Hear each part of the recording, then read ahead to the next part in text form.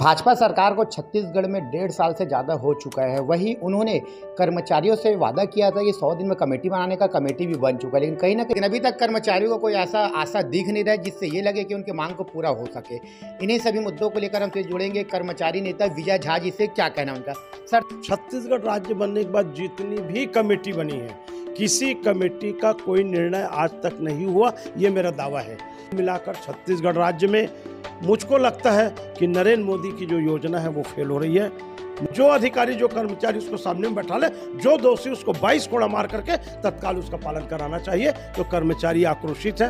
लगता है कि चुनाव जीतने के बाद भूला जा रहा है और कर्मचारियों को भूल गए। 1000 रुपया जो महतारी बंधन में दिया गया है, उस पैसे को पूरा बिजली ऑफिस को ठेका दे दिया गया है। एमडी बिजली ऑफिस जितना पैसा 1000 रुपया महीना महतारी बंधन को मिल रहा है, उतना पैसा बिजली ऑफिस जनता से ही वसूल के देंगे। तेरा तुझको अर्पण क्या लागे मेरा, सरकार के ऊपर कोई बोझ नहीं। बल्कि भूपेश स्कूल सफाई कर्मचारी जो अपने पूर्णकालीन के लिए प्रदर्शन कर रहे हैं, आंगनबाड़ी वाले प्रदर्शन कर रहे हैं अपने कलेक्टर दर के लिए, और साथ ही बताना चाहते कि मितानी भी कुछ समय पहले प्रदर्शन किया था, बहुत ही बड़ा जंगी प्रदर्शन हुआ था, और साथ ही शिक्षकों को, तमाम कर्मचारियों का लगातार प्रदर्शन फिर से चालू हो चुका है। तो क्या आप उम्मीद करोगे कि भारतीय जनता पार्टी की सरकार इनकी मांगों को मानेंगे? जब विपक्ष में थे ओपी चौधरी जी, अरुण साव जी, पूर्व मुख्यमंत्री, विधानसभा अध्यक्ष डॉक्टर रमन सिंह जी, सब वहां जाते थे और भाषण देते हैं, हमारी सरकार बनेगी, हम 10 दिन में आपका मांग पूरा करेंगे, फिर 100 दिन में करेंगे।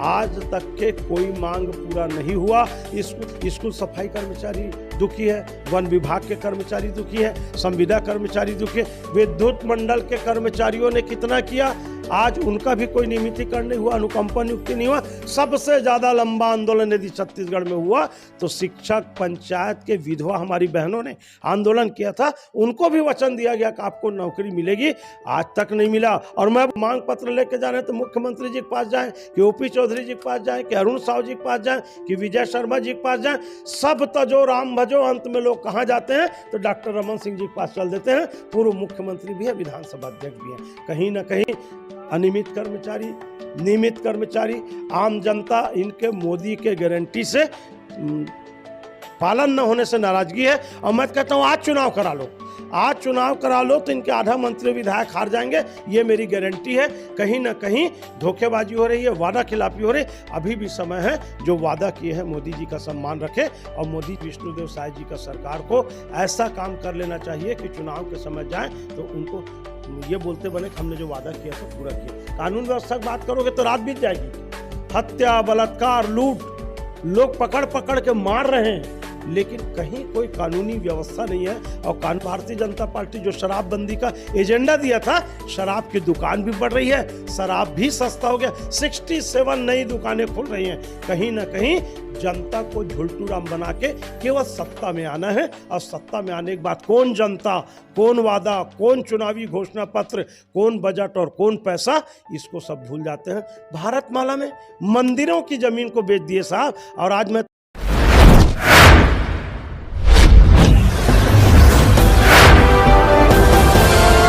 भाजपा सरकार को छत्तीसगढ़ में 1.5 साल से ज़्यादा हो चुका है। वहीं उन्होंने कर्मचारियों से वादा किया था कि 100 दिन में कमेटी बनाने का, कमेटी भी बन चुका है, लेकिन कहीं ना कहीं अनियमित कर्मचारी हो या तमाम उन लाखों कर्मचारी जो अलग अलग संगठन के, चाहे स्कूल कर्मचारी हो, संविदा हो, चाहे अन्य कर्मचारी हो, लगभग बहुत सारे कर्मचारी संगठन हैं जो कहीं ना कहीं भाजपा सरकार से आशा लगाकर बैठे हुए हैं कि किसी का नियमितीकरण होगा, किसी का सरकारी रेट से मतलब पेमेंट मिलेगा कलेक्टर दर से, किसी का समायोजन करेंगे, और भी बहुत सारे विभिन्न मुद्दों को लेकर कर्मचारी लगातार आंदोलन करते रहे हैं।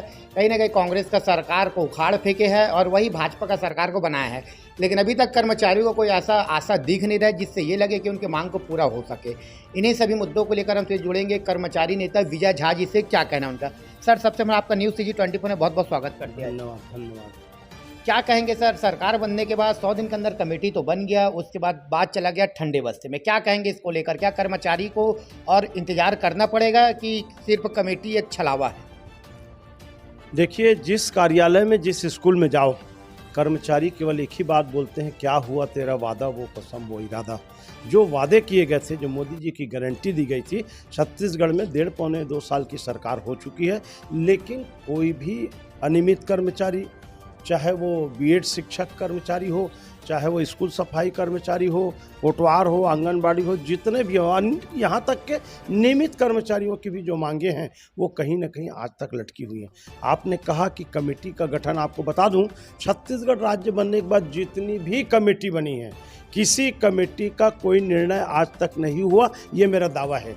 कर्मचारियों की कमेटी समझ में आती है। सबसे बड़ा हमारे माथे पर कलंक पूरे हिंदुस्तान का झीरम घाटी की जो घटना हुई थी उसकी भी कमेटी बनी थी और आज तक उसका रिजल्ट नहीं आया कि आखिर उसमें कौन दोषी है, क्या है। नक्सलवाद समाप्त हो रहा है लेकिन झीरम घाटी का निर्णय आज तक नहीं हुआ कि कौन मरवाया, कैसे मरे, क्या हुआ, और सबको मालूम है कि कौन मरवाया, कैसे मरवाया। कुल मिलाकर छत्तीसगढ़ राज्य में मुझको लगता है कि नरेंद्र मोदी की जो योजना है वो फेल हो रही है। मोदी की गारंटी शब्द बहुत चला है, एक और चल रहा है, एक नेशन एक इलेक्शन, माने एक देश और एक चुनाव। तो फिर एक देश और एक कर्मचारियों के लिए नियम क्यों नहीं होना चाहिए? अभी जैसे आपने बताया किसी अनियमित कर्मचारी को नियमित नहीं किया गया। अनेक बार सुप्रीम कोर्ट और हाई कोर्ट के आर्डर हुए हैं लेकिन उनकी ज़िंदगी बर्बाद हो गई, उनकी जवानी बर्बाद हो गई। 3 कार्यकाल यदि मान ले भाजपा का और 1 कार्यकाल कांग्रेस का, लगभग 20 साल का जीवन बच्चों का बर्बाद हो गया। और इस आशा में कि नौकरी लगा है तो आज नहीं कल रेगुलर हो गए, शादी ब्याह भी हुए हैं, बाल बच्चे भी हुए हैं, बच्चों को पढ़ाना है, परिवार को चलाना है। एक अभी जो आपको नया समस्या आया था, बीएड प्रशिक्षित शिक्षक, इतना लंबा आंदोलन किया उन्होंने। अंतिम आचार संहिता लगने के पहले मरीन ड्राइव में लड़कियों को पुरुष पुलिस वालों ने खींच करके कपड़े फाड़ करके उनको गिरफ्तार किया था। अंततोगत्वा 1 मई को माननीय मुख्यमंत्री विष्णुदेव साय जी ने यद्यपि कैबिनेट में निर्णय लिया कि उनको समायोजन किया जाएगा। किस पद पर किया जाएगा? सहायक शिक्षक विज्ञान, जो स्कूलों में लैब टेक्नीशियन होते हैं ना, जो बच्चों को प्रैक्टिकल सिखाते हैं।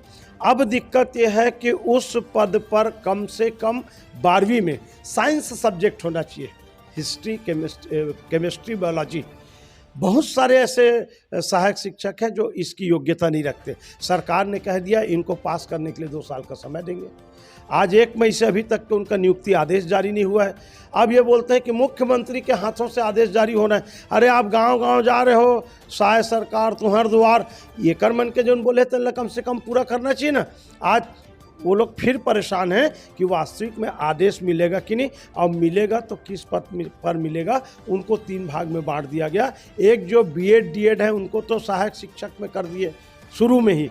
दूसरे जो बचे जो साइंस सब्जेक्ट से नहीं लिए हैं तो उनको अब बोल रहे हैं आपको 2 साल का समय दिया जाएगा, उसमें ट्रेनिंग दिया जाएगा 2 महीने का। तो कहीं ना कहीं ये सब गोलमाल है और झोलटू राम बनाया जा रहा है। आज भी बीएड शिक्षकों को मुख्यमंत्री की घोषणा के बाद नियुक्ति आदेश नहीं मिला, जबकि मैंने मांग किया था मुख्यमंत्री जी से कि 1 मई अंतर्राष्ट्रीय मजदूर दिवस है, उस दिन उनका नियुक्ति आदेश जारी हो जाना चाहिए, बल्कि एक स्टाइपेंड टाइप का उनको 2-3 हज़ार रुपये देना चाहिए। 1 साल के आंदोलन में पूरा घर से पैसा ला करके खर्चा कर दिए, गरीबी रेखा में आ गए। और ये लोग बस्तर और सरगुजा के आदिवासी हैं।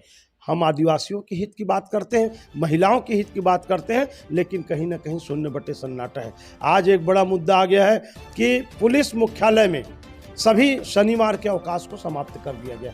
अब कर्मचारियों में ये भाव आ रहा है कि आज नहीं कल ये नियम लागू करके सरकारी कर्मचारियों का भी जो शनिवार का अवकाश घोषित किया गया है उसको निरस्त कर दिया जाएगा। आपको मैं बताऊं 1981 में चौधरी वेतनमान के समय ये रिकमेंडेशन हुआ था कि हफ्ते में 1 दिन कर्मचारियों को आराम करने मिलना चाहिए। तो सबसे पहले सेकंड सैटरडे, द्वितीय शनिवार का अवकाश शुरू हुआ। फिर 1998 में तृतीय शनिवार का अवकाश शुरू हुआ और आज सभी अवकाश जो है शनिवार को रहते हैं। लेकिन अवकाश देने के बाद ऐसा नहीं कि कर्मचारी को लाभ हुआ। सबसे पहले जब 81 में प्रथम शनिवार फर्स्ट सैटरडे का अवकाश हुआ तो कार्यालय 11 बजे खुलता था, 5 बजे बंद होता था। जैसे ही ये 1 शनिवार का अवकाश हुआ कार्यालय का समय 11 से 10:30 हो गया। उसका सेकंड सैटरडे का अवकाश हुआ तब कार्यालय का शाम को आधा घंटा समय बढ़ाया गया, 5 से 5:30 किया गया। और अब जब सभी शनिवार को अवकाश है तब कार्यालय का समय सुबह 10 बजे से शाम के 5:30 बजे तक। तो कुल मिलाकर के जितना काम करते थे उतना ही काम कर रहे हैं। पेंशनरों को महंगाई राहत नहीं मिल रहा है, पदोन्नति क्रमोन्नति में विवाद है, लोक अदालत लगते हैं, 1 करोड़ केस का निराकरण होता है, लाखों प्रकरण सरकारी कर्मचारियों के आज भी न्यायालयों में लंबित हैं। उससे ज़्यादा उच्च न्यायालय में कंटेम्प्ट ऑफ कोर्ट, आप कंटेम्प्ट ऑफ कोर्ट का अर्थ समझ रहे हैं कि न्यायालय के आदेश के बाद कोई अधिकारी उस आदेश का पालन नहीं कर रहा है, वो कंटेम्प्ट ऑफ कोर्ट है। कम से कम कंटेम्प्ट ऑफ कोर्ट को लोक अदालत में लगाएं और जो अधिकारी जो कर्मचारी उसको सामने में बैठा ले, जो दोषी उसको 22 कोड़ा मार करके तत्काल उसका पालन कराना चाहिए। तो कर्मचारी आक्रोशित है, लगता है कि चुनाव जीतने के बाद भूला जा रहा है और कर्मचारियों को भूल गए। कर्मचारी नहीं, जनता को भी बिजली बिल का बिल अब आने वाला है।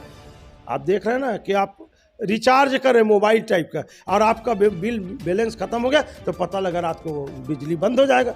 महंगाई अलग बढ़ रहा है, तो लोग कहीं ना कहीं ये मान रहे हैं कि 1000 रुपया जो महतारी बंधन में दिया गया है, उस पैसे को पूरा बिजली ऑफिस को ठेका दे दिया गया है।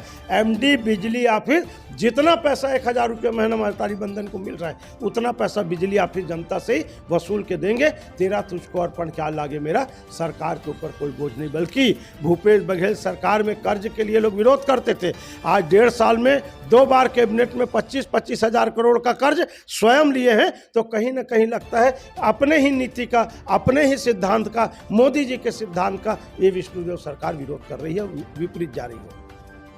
सर, स्कूल सफाई कर्मचारी जो अपने पूर्णकालीन के लिए प्रदर्शन कर रहे हैं, आंगनबाड़ी वाले प्रदर्शन कर रहे हैं अपने कलेक्टर दर के लिए, और साथ ही बताना चाहते हैं कि मितानिन भी कुछ समय पहले प्रदर्शन किया था, बहुत ही बड़ा जंगी प्रदर्शन हुआ था, और साथ ही शिक्षकों को तमाम कर्मचारियों का लगातार प्रदर्शन फिर से चालू हो चुका है। तो क्या आप उम्मीद करोगे कि भारतीय जनता पार्टी की सरकार इनकी मांगों को मानेंगे करके? मैं तो सबसे पहले इनको याद दिलाना चाहता हूं कि बूढ़ा तालाब धरना स्थल को हटा करके जो नया रायपुर ले जाया गया, वो कुल मिलाकर के लोकतंत्र की हत्या है। कर्मचारी संवैधानिक रूप से आंदोलन करता था उसको तोड़ने के लिए, लेकिन आप स्वयं तूता कई बार गए हैं। जब विपक्ष में थे ओपी चौधरी जी, अरुण साव जी, पूर्व मुख्यमंत्री विधानसभा अध्यक्ष डॉक्टर रमन सिंह जी, सब वहाँ जाते थे और भाषण देते हैं, हमारी सरकार बनेगी, हम 10 दिन में आपका मांग पूरा करेंगे, फिर 100 दिन में करेंगे। आज तक के कोई मांग पूरा नहीं हुआ। स्कूल सफाई कर्मचारी तो बेचारे मंत्रालय में प्रदर्शन किए, और जो पुलिस अधिकारी चर्चा के लिए अंदर ले गए मंत्रालय में, अधिकारी से चर्चा करके जैसे ही वापस आए उनके खिलाफ FIR दर्ज हो गया। कई ठो न्यायालय में उनके प्रकरण चल रहे हैं। स्कूल सफाई कर्मचारी दुखी है, वन विभाग के कर्मचारी दुखी है, संविदा कर्मचारी दुखी है, विद्युत मंडल के कर्मचारियों ने कितना किया, आज उनका भी कोई नियमितीकरण नहीं हुआ, अनुकंपा नियुक्ति नहीं हुआ। सबसे ज़्यादा लंबा आंदोलन यदि छत्तीसगढ़ में हुआ तो शिक्षक, पंचायत के विधवा हमारी बहनों ने आंदोलन किया था, उनको भी वचन दिया गया कि आपको नौकरी मिलेगी, आज तक नहीं मिला। और मैं बोल रहा हूँ ऐसा नहीं, स्वयं रायपुर के सांसद बृजमोहन अग्रवाल जी मुख्यमंत्री विष्णुदेव साय को प्रेम पत्र लिख रहे हैं कि इनकी मांग जायज़ है, इनको पूरा करना चाहिए। D.Ed B.Ed के लिए बृजमोहन अग्रवाल जी पत्र लिख रहे हैं। कहीं ना कहीं अंदर में भी भाजपा के विरोधाभास है। सरकार कौन चला रहा है ये समझ में नहीं आ रहा है। आपको मांग पत्र लेके जाना है तो मुख्यमंत्री जी के पास जाएं, कि ओपी चौधरी जी के पास जाएं, कि अरुण साव जी के पास जाएं, कि विजय शर्मा जी के पास जाएं। सब तजो राम भजो, अंत में लोग कहाँ जाते हैं तो डॉक्टर रमन सिंह जी के पास चल देते हैं। पूर्व मुख्यमंत्री भी है, विधानसभा अध्यक्ष भी हैं। कहीं ना कहीं अनियमित कर्मचारी, नियमित कर्मचारी, आम जनता इनके मोदी के गारंटी से पालन न होने से नाराजगी है। और मैं कहता हूँ आज चुनाव करा लो, आज चुनाव करा लो तो इनके आधा मंत्री विधायक हार जाएंगे, ये मेरी गारंटी है। कहीं ना कहीं धोखेबाजी हो रही है, वादा खिलाफी हो रही है। अभी भी समय है, जो वादा किए हैं मोदी जी का सम्मान रखे, और मोदी जी के सम्मान को रखते हुए चुनावी घोषणा पत्र में किए गए वादे। मैं केवल कर्मचारी की बात नहीं कर रहा हूँ, आपने देखा था इनका एजेंडा था कि 500 रुपये में गैस सिलेंडर देंगे। उसी समय आप पार्टी से मैं चुनाव लड़ा था, मैं कहा था कि जब यहाँ चुनाव जीतोगे ना तब 500 रुपये में दोगे। अरे जिस राज्य में आपकी सरकार है, 27 राज्य में भारतीय जनता पार्टी की सरकार थी, मैंने कहा नरेंद्र मोदी जी वहाँ 500 रुपये में गैस सिलेंडर दे दीजिए। साहब गैस सिलेंडर का रेट और बढ़ गया, 900 से 950 हो गया, पेट्रोल का रेट बढ़ गया। कहाँ महंगाई पर नियंत्रण है? बेरोजगारी की तो बात ही मत करो। जो लोग अनियमित थे उनको लात मार के निकाल दिया गया। मितानिन हैं, हमारे शिक्षक लोग हैं, और बहुत सारे लोग हैं, विद्युत मंडल के कर्मचारी हैं, इनको सबको नौकरी से निकाल दिया गया। लोग भटक रहे हैं, परेशान हो रहे हैं, और ये समझ रहे हैं कि भाई ये सरकार हमारी कुछ करेगी। अभी भी आशा में है। एक कवि ने कहा था, आशा से आकाश थमा है, हाय कहाँ तक धारूं, तन गारूं मन मारूं, पर क्या मैं जीवन भी हारूं। क्या लोग आत्महत्या कर लें? अब इसके अलावा कोई दूसरा रास्ता मरने के अलावा कुछ दिखता नहीं है। दोनों सरकारों ने इनके साथ छल किया। जो भूपेश बघेल सरकार में युक्तियुक्तकरण का विरोध करते थे वो वो आज युक्तियुक्तकरण कर रहे हैं। और जो भारतीय जनता पार्टी भूपेश बघेल सरकार में युक्तियुक्तकरण का विरोध करते थे तो आज वो भी कर रहे हैं। तो भूपेश बघेल जी ने भी किया, रमन सिंह जी ने भी किया, और आज विष्णुदेव साय जी ने कहा मेरा दावा है युक्ति युक्तकरण शिक्षा विभाग का सबसे बड़ा दूध देने वाला दुधारू गाय है, भ्रष्टाचार है सीधा सीधा, और ट्रांसफर पर 1.5 साल में आप बैन नहीं हटा सके। लेकिन शिक्षकों को इस स्कूल से इस स्कूल में करना है, माने इनडायरेक्ट तो ट्रांसफर है।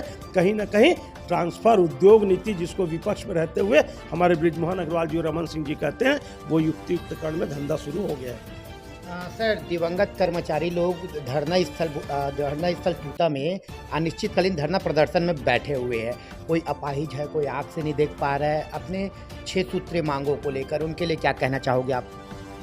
देखिए, वो एक गाना था ना, देते हैं भगवान को धोखा, इंसान को क्या छोड़ेंगे। ये लोग भगवान के रूप है, दिव्यांग हैं कि विधवा हैं कि दृष्टिबाधित हैं, ये भगवान के रूप में जन्म लिए हैं दुनिया में। कम से कम उनके लिए तो सद्भावना और मानवोचित प्रवृत्ति को दिखाते हुए सद्भाविक रूप से उनके मांगों को पूरा करना चाहिए, निर्णय होना चाहिए। ये अति संवेदनशील मामला है। यदि इनके नहीं हुए सरकार तो आप मान लो फिर किसी के नहीं होंगे, और फिर 2028-29 में रोटी जैसे पलटते हैं वैसे इनको पलट करके फिर इनकी सरकार जाने वाली है। ये इनको आज से समझ के चलना चाहिए। जैसे बैट्समैन 12 बाल रहता तो जानता है मैं मैच हारने वाला हूँ, हर बाल में 4 रन 6 रन मारता है, वैसे विष्णुदेव साय जी का सरकार को ऐसा काम कर लेना चाहिए कि चुनाव के समय जाए तो उनको ये बोलते बने कि हमने जो वादा किया था पूरा किया। कानून व्यवस्था की बात करोगे तो रात बीत जाएगी। हत्या, बलात्कार, लूट, लोग पकड़ पकड़ के मार रहे हैं, लेकिन कहीं कोई कानूनी व्यवस्था नहीं है, और कानून व्यवस्था नहीं होने के कारण लोग रात तक घूम रहे हैं, होटल खुल रहे हैं, गांजा शराब बिक रहे हैं। शराब के बारे में तो दोनों पार्टी को मैं चुनौती देता हूं कि आप गंगा जल का कसम खा लें कि शराब बंदी की बात ये दोनों पार्टी कभी नहीं करेंगे, क्योंकि दोनों ने किया। और बल्कि अब तो भारतीय जनता पार्टी जो शराब बंदी का एजेंडा दिया था, शराब की दुकान भी बढ़ रही है, शराब भी सस्ता हो गया, 67 नई दुकानें खुल रही हैं। कहीं ना कहीं जनता को झुलटू राम बना के केवल सत्ता में आना है, और सत्ता में आने के बाद कौन जनता, कौन वादा, कौन चुनावी घोषणा पत्र, कौन बजट और कौन पैसा, इसको सब भूल जाते हैं। भारतमाला में मंदिरों की जमीन को बेच दिए साहब, और आज मैं तो मांग करता हूं कि तत्काल उसको वापस मंदिर के नाम से करना चाहिए। छत्तीसगढ़ी में कहावत है, बाप बताओ नहीं तो श्राद्ध करो। कोई भी मंदिर का जमीन बिना कलेक्टर की अनुमति के नहीं बिक सकता।